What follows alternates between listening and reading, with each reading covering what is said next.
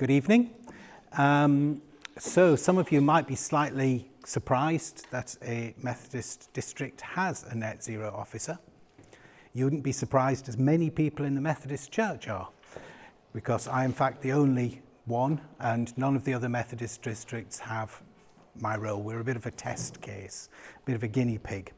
And you might also be surprised that the Methodist district has a little over 200 community centres. We call them churches, but they are the same thing. We have about 7,500 regular churchgoers to those 200 churches, but we have about 250,000 visits to those churches from everybody else. All sorts of organisations use them, and in many villages, because that's where a lot of our churches are based, they are the community centre. They are the place where groups like yoga and gong therapy and all sorts of things like that end up using. So that's essentially what they are. They are not just used on Sundays, they're used throughout the week in a very similar pattern of use to a regular community centre. So our objective is to become net zero as a district by 2040.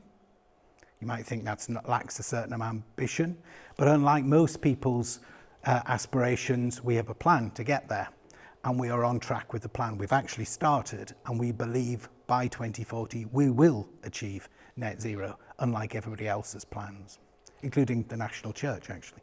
But so that's our objective, and I am employed by the Methodist Church to do that. So I work full-time in this role, and it was really to meet the three problems that have already been highlighted: lack of time, lack of money, and lack of expertise. And that is true of every single one of our 200 churches. So what the district decided to do in order to achieve its plan was actually hire a small group of people centrally who could work with each individual church to help them meet those requirements to get to net zero, but recognise that they didn't have time, they didn't have money, and they didn't have the experience to do it. So I'm not the only member of the team. We have a full-time grant fund enabler as well, who gets the money, and I spend it.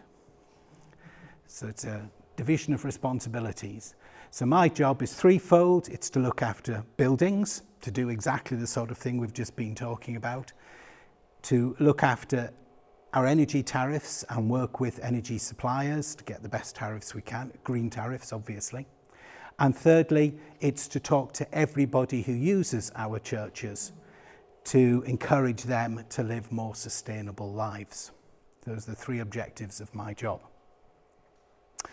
And we found it far more efficient when we're doing this sort of thing to not do it for an individual church.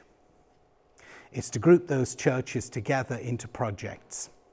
And the reason why is money, because it takes a lot of time to get grant funding, a lot of effort to complete the process. And really the difference between applying for a £5,000 grant for one church and applying for a £500,000 grant for a bunch of churches is kind of similar, which may be surprising, but it is. And therefore we try and go for the big fish. We try and group churches together and have projects that we can sort of celebrate, and the grant funders prefer it that way. They would prefer to give one lot of £500,000 than 100 lots of £5,000. It's easier for them. So they're happy with that arrangement too. And today I want to talk about one of these projects, probably our best known, and it's called the T&PV project. PV also obviously stands for photovoltaic, solar panels. T is what you drink. Two important sources of energy. And the reason it's called that, it was originally called T&PV at a church near me, but that was felt to be a bit long. So it's just T&PV, and it's because it had two aims. One is to improve the sustainability of 7 churches in our district. And secondly, it was to talk a lot about it over cups of tea. Also, we measure what we do in terms of cups of tea, which, like the size of whales, is a universal method of measuring things. So it's amount of energy required to brew 1 cup of tea is how we measure the effectiveness of our solar panels and that sort of thing. This is just an idea of the churches we're talking about. So this is our district. It's the whole of East Riding, York, and most of the North Yorkshire is our district, the one we're looking at. These are the 7 churches, including, in terms of this conversation this evening, obviously the church at Porthome in Selby. That was a key one of the churches, one of the 7 churches. They're all very, very different. The smallest is Littlebeck, a tiny little chapel near Whitby, and it has 4 solar panels. And you might think, why did we bother with that? It's because it's on the coast-to-coast route, walking route, and it's kind of a remote area where it's located, and it's open 24/7 as a shelter for walkers. And we wanted to offset the cost of keeping that open all the time, both heat and cool, and it has drinks and that sort of thing there. It fulfills that function, which is why it was involved. But the rest are a mixture of urban, suburban, and rural churches. So they're all very, very different. The largest one in terms of the number of solar panels is Porthome. It has 56 solar panels. And as such, as it's a church, and churches are very different, like community centres, I suppose, very different patterns of usage to houses and commercial buildings, it means generally we're producing electricity when other people are using it, and we're using it when other people are not. So often, if you're selling it correctly and buying it correctly, it can make quite a difference. And ideally what we'd like to do with the 56 solar panels that are on Porthome, because we generate a lot of excess electricity, is do something with it that is far better, more community focused than simply selling it back to the grid. And in fact, we were having a chat earlier, what we'd like to do with it is sell it to the community centre, which is actually next door to our church in Porthome, and actually generate more community benefit from the fact we have these panels in place.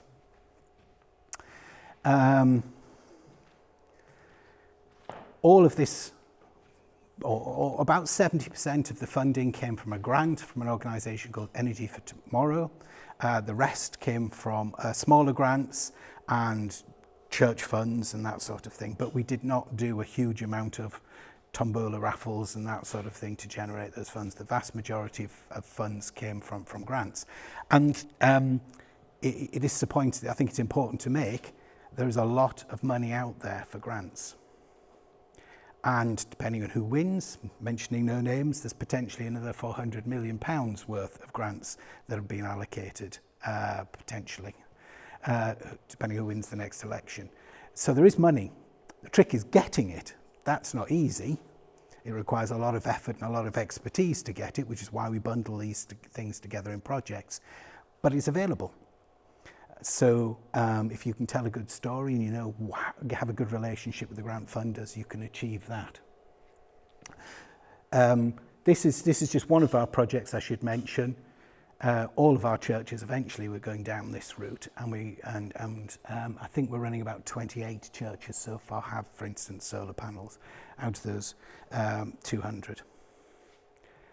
This may look remarkably familiar to the slide you've just seen. I just noticed actually that you presumably use Solar Edge inverter, because that's exactly what this church uses as well. So it's the same data that we were just being talked about. And when we're talking about this to the communities that we serve, and I think you mentioned that you'd seen the data in Porthome Church. Yeah. So it's on. You go to Porthome. Oh, so it's on display there. In fact, the guy who does it for all of our churches also goes to Porthome Church, a chap called Martin Pascoe. Yes, he does this for all of our churches, very kindly. He is a computer man, yes. So he's put this together. So this actually relates, this is fairly up to date. This just relates to Porthome Church, but we can look at all of the churches, and we can look at just the T and PV churches and so on and so forth. And as you can see, Porthome Church alone is almost 750,000 cups of tea can be brewed from the amount of power we have generated. The TNPV in total, the project in total, is now approaching 2.5 million cups of tea. And that's a very accessible statistic, far more than kilowatt hours and that sort of thing, which is why we use it and why we've called that. And this project, because its focus was equally on talking about what we'd done as well as doing it, both to the congregations, to the people who use the facilities, the buildings outside those congregations, and ideally as much as possible to the communities we're supposed to serve, you, it's captured a lot of attention, which was the whole point of the exercise.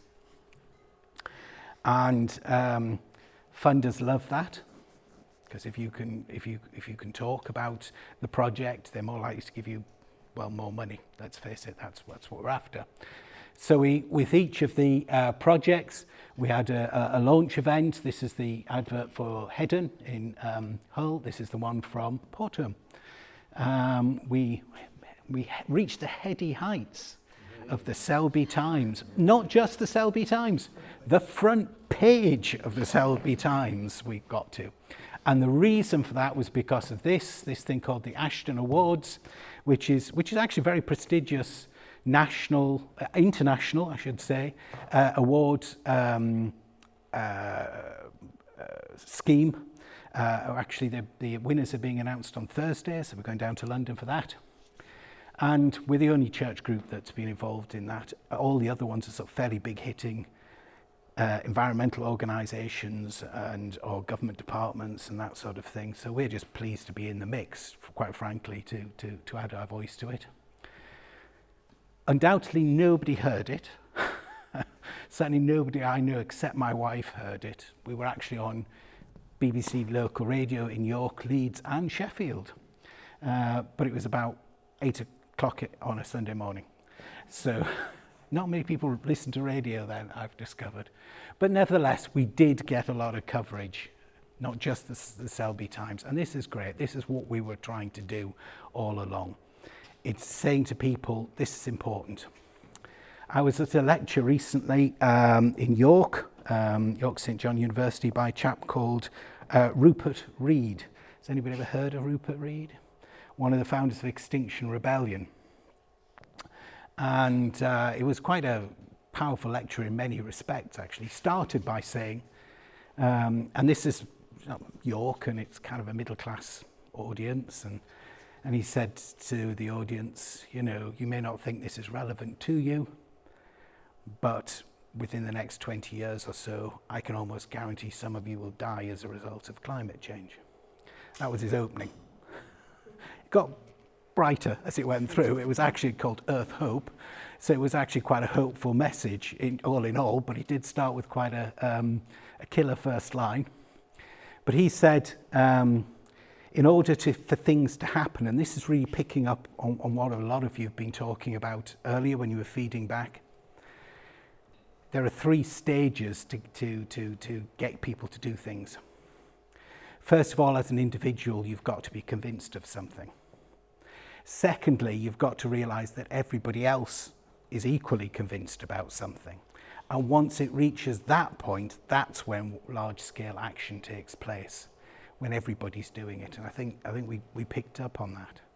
And until you've got that momentum, that awareness, it's difficult for individuals to really make a difference. So that's what they have moved towards. And that's part of this. It's trying to say that, you know, the church is involved in this. We are doing something. We think it's important, and we're trying to normalise it and say, we're doing this, you should be doing it too. So the more we can shout about it, we don't go for the award just for the sake of the award. Quite frankly, the chances of us winning are very remote. But to be seen to be there is really what we're after. And that's really what this is about, this project is about. You know, the T element of the TNPV. We've done lots of other projects where we've installed solar panels, but we haven't been nominated for any awards for those, nor did we get the front page of the Selby Times for those. The only one was this, and it's because it had that T element that we're just going to talk a lot about it and invite people to it and keep talking about it. So don't be afraid of blowing your own trumpet, I think. I think it will always help. Maybe not your project, but the next project or somebody else's view. You know, if we can spread this message that this is normal, this is acceptable, this is reasonable. We're not all tree huggers, we're not all extreme vegans or anything else like that. It is just the normal thing to do, like recycling. Then that's how we can move forward, and that's what we're attempting to do as part of this project. I'll stop. Questions? We are a bit tight on time, so you can ask me later. Have you come across any issues with planning in installing the solar PV, or have you yet tried to install one on a street front in a conservation area? Yeah. Etc. So does anybody know Harrogate? No, fairly an area where you find that doing that sort of thing difficult. We have a church, a big church, on the Stray. It's called Holy Trinity, and it is. If you're driving in from Leeds, it's right on where Leeds Road meets the Stray. It's just about the most significant visual spot you can think of in Harrogate. So we want to put solar panels on it. And for a long time when we've attempted to do so, people have just said, no, there's no way you can do it. Fortunately, there is no Harrogate district anymore. There's a North Yorkshire district, and they are less concerned about how pretty Harrogate is than Harrogate district was.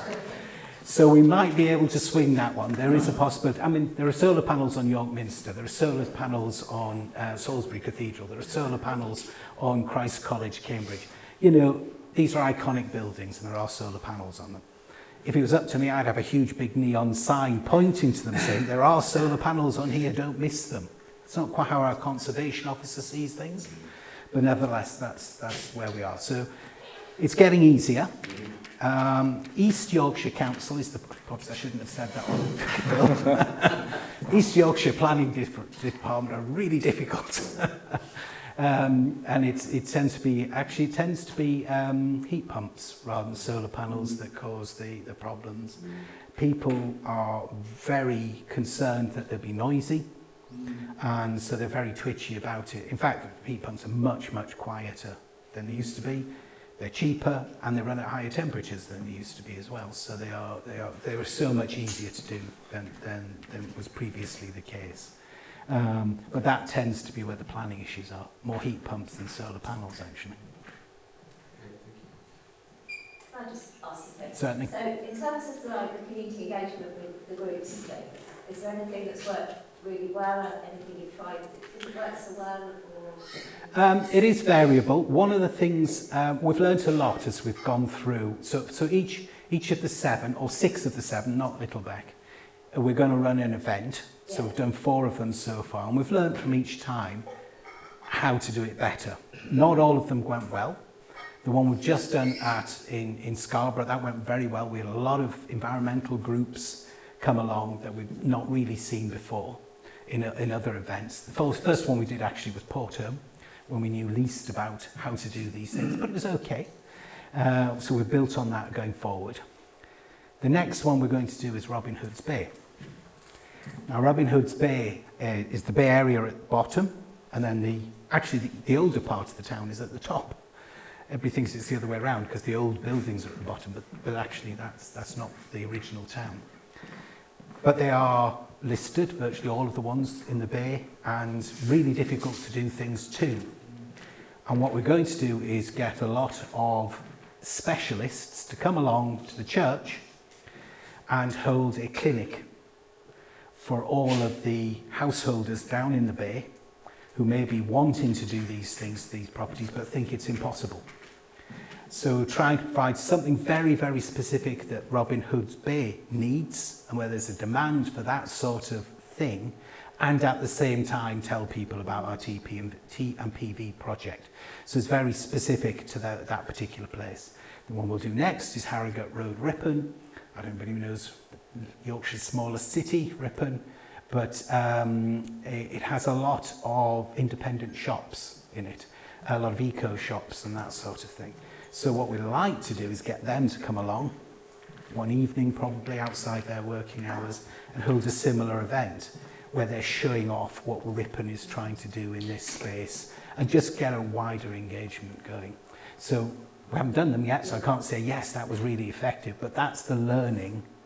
We need to make it more place-specific, you know, rather than just do a generic show, which we've done previously. Yeah, I know we've certainly found in the past when we've tried to do events on energy, unless you tie it in with an existing group, in standalone events, you don't always get a huge number of people to come along to.